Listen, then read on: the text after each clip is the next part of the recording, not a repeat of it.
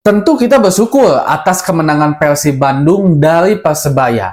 Tapi ada syukur yang benar-benar saya panjatkan bukan karena kemenangannya, tapi sesuatu hal yang berbeda dari Bojan Hodak. Bobotoh udah ngeh belum? Mari kita bahas dari sudut pandang penikmat sepak bola, bukan pengamat sepak bola. Dari Sabang sampai Merauke, kita bersaudara. Bobotoh, salam dunia dimanapun kalian berada. Sebelumnya seperti biasa saya doakan terlebih dahulu mudah-mudahan Bobotoh semua selalu diberikan kesehatan dan juga diberikan kelancaran dalam mencari rezeki yang halalan dan thayyiban. Amin ya Allah ya rabbal alamin.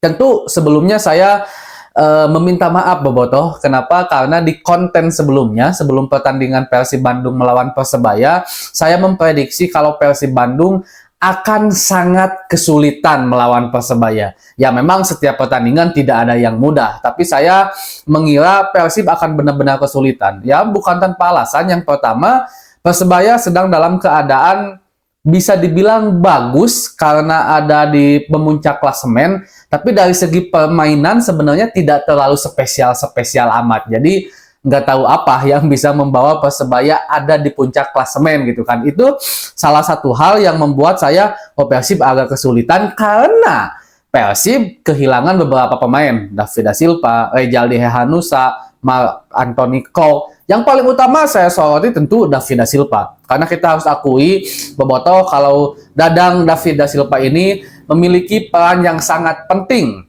bagi Persib Bandung, bahkan udah terjadi dari sebelum Coach Bojan Hodak, di era Coach Robert Rene Albert, di era Coach Luis Milla. Ketika Persib Bandung harus kehilangan David da Silva, maka Persib seperti kehilangan arah di lini depan. Teuing kudu kumaha gitu kan, jadi buntu aja. Dan ini jadi masuk nih analoginya sesuai dengan apa yang saya bahas David da Silva barusan. Dulu Coach Bojan Hodak pernah ditanya oleh salah satu wartawan, kenapa Bojan Hodak bersama Persib Bandung lebih cenderung menggunakan permainan pragmatis, serangan balik cepat. Simple Coach Bojan Hodak bilangnya. Ya karena kami memiliki pemain-pemain yang bisa melakukan serangan balik, yang bisa melakukan permainan pragmatis. Jadi maknya teu dimanfaatkeun, kurang lebih muncul bahasa ranca ekek nama gitulah nya. Maknya teu dimanfaatkeun. Kita punya Cio Alves, kita punya David da Silva, dulu kita punya Febri Haryadi gitu kan, bahkan Beckham Putra, Rian Kurnia, dan juga kita disokong oleh gelandang-gelandang yang pandai mengalirkan bola ke depan dan juga pas gitu umpan-umpan teh. Entah itu umpan pendek, umpan panjang lambung ke atas atau juga panjang di bawah gitu kan. Dulu ada Stefano Beltram, ada Marc Anthony Cole, dan ada King Deddy Kusnandar, Kosnandar gitu kan, El Capitano, yang di pertandingan barusan saja saat melawan Persebaya beberapa kali crossing Kosnandar itu gini banget.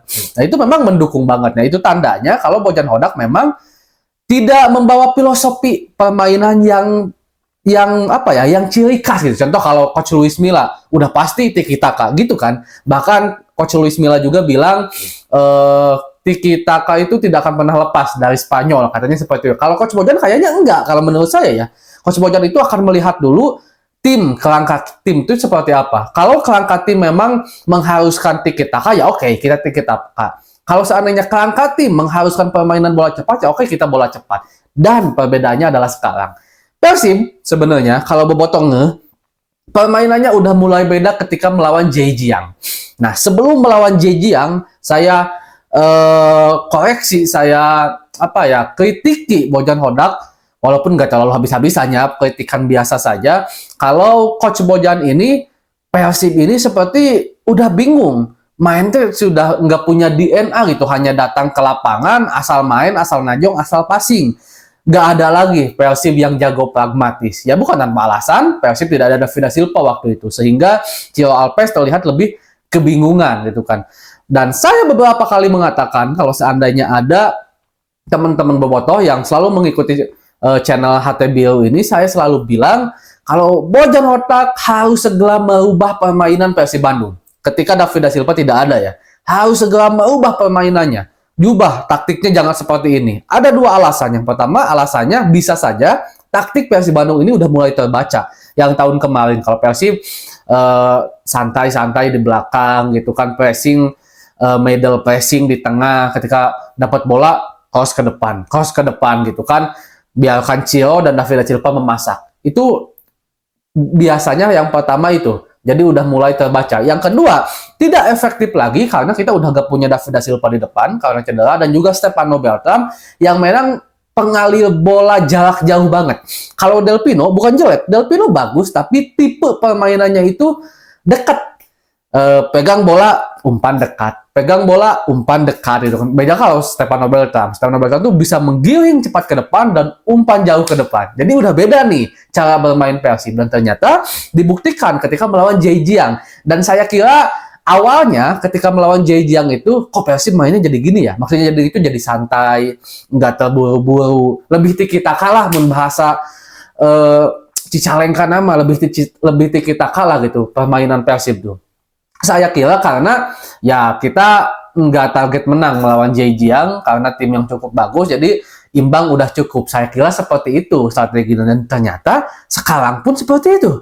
Lihat saat melawan Persebaya di babak pertama teman-teman tadi, bagaimana Persib main lebih tenang, main lebih tiki-taka, tidak gurung-gusuh ke depan gitu kan, karena mungkin Bojan Hodak sekarang udah benar-benar sadar bahwa kita tidak punya lagi seorang striker yang jago pegang bola dan mengolah bola seperti Dadang da Silva.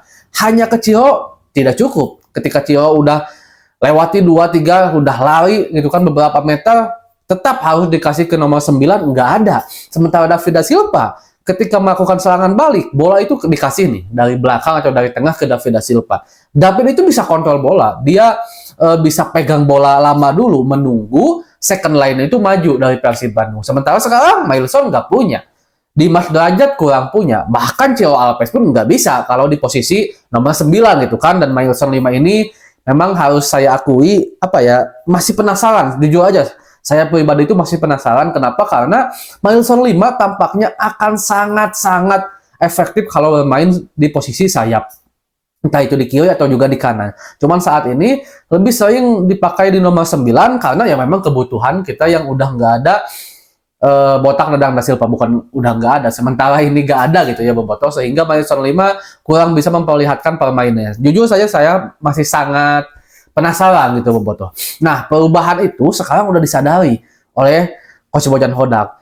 Mungkin sekarang nggak bisa lagi nih main pragmatis, serangan balik cepat karena tidak ada David da Silva, Cio pun tidak efektif karena tidak ada tandemnya. Ya otomatis sekarang Persib Bandung harus bisa bermain dengan agak sedikit tiki-taka. Bahkan formasi pun sekarang berubah kan, 3-4-2 kan, 3-4-3 gitu kan.